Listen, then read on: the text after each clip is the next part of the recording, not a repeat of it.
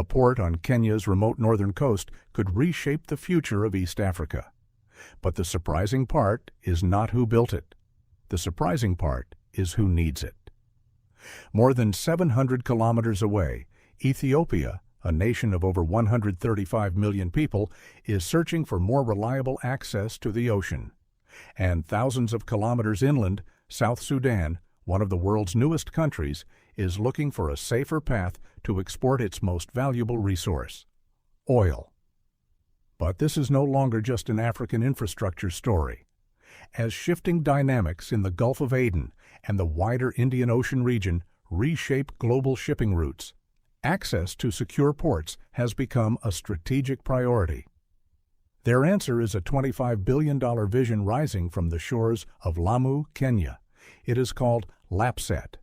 Officially, it is a transport corridor, but strategically, it is a battle over trade routes, energy security, and the future balance of power in East Africa.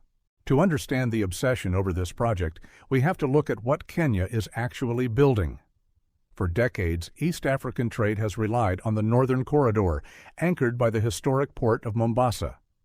Mombasa remains East Africa's busiest port, but growing cargo volumes and future demand have encouraged Kenya to develop additional capacity at Lamu. Enter the LAPSSET Corridor, Lamu Port, South Sudan, Ethiopia transport. Kenya's vision is staggering. It involves a planned 32-berth deepwater port at Lamu, thousands of kilometers of newly tarmacked highways, a high-capacity standard-gauge railway, a specialized crude oil pipeline, multiple international airports, and sprawling special economic zones. Kenya isn't just trying to build a new harbor, they are attempting to create an entirely new economic engine, a gateway that turns the historically isolated northern frontier of Kenya into the ultimate transit hub for the continent. But a project this expensive only works if you have customers, and Kenya knew exactly who was desperate for a door to the outside world. Look at a map of Africa. With a population of over 135 million people, Ethiopia is the world's most populous landlocked country. But it wasn't always this way.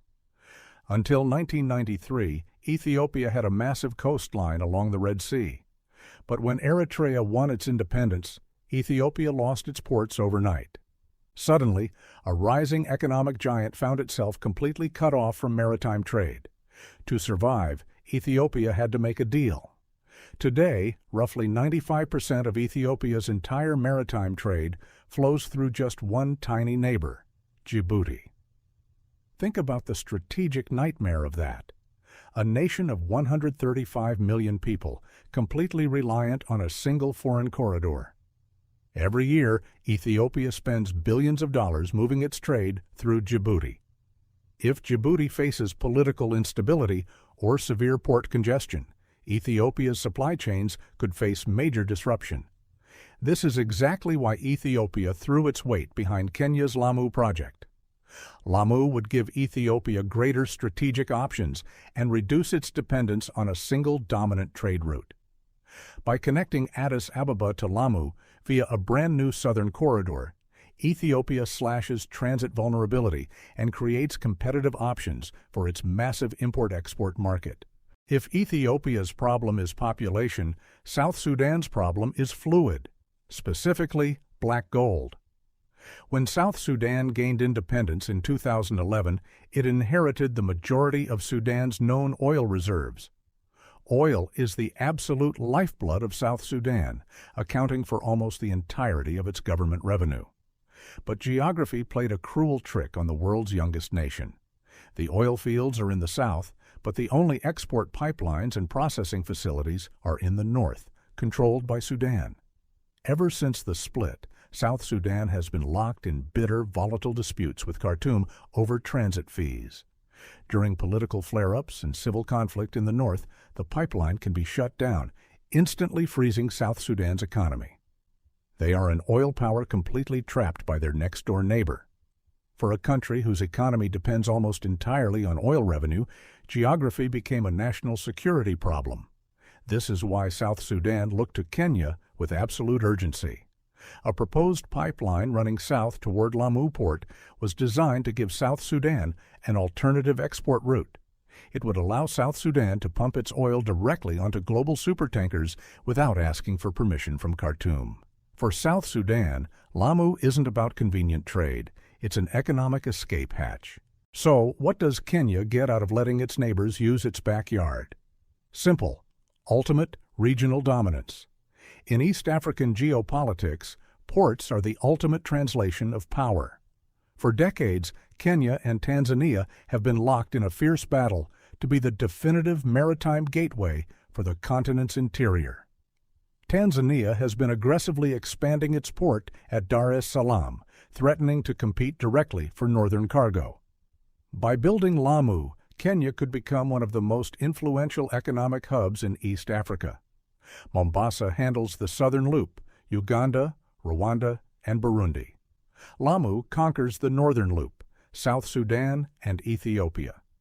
If Kenya controls the transit infrastructure for both an energy giant and the region's largest population center, it firmly secures its status as an indispensable player in global commerce.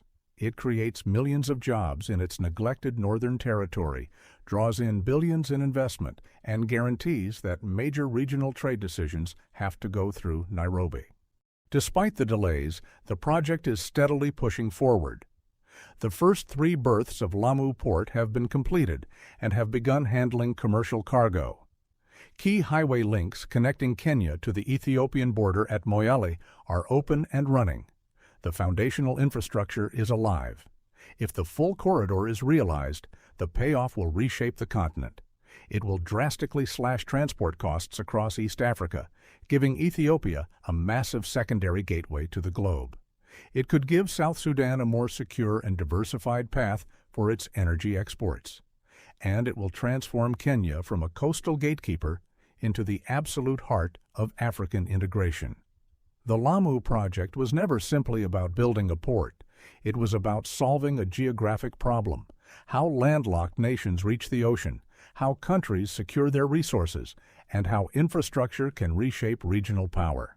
If Kenya successfully executes the LAPSSET Corridor, Lamu will no longer be a $25 billion gamble. It will be the definitive gateway that transforms the future of East African trade. If you want to understand how infrastructure projects are rewriting the balance of power across the globe, hit that subscribe button, leave a comment below on whether you think the project will succeed, and we'll see you in the next video.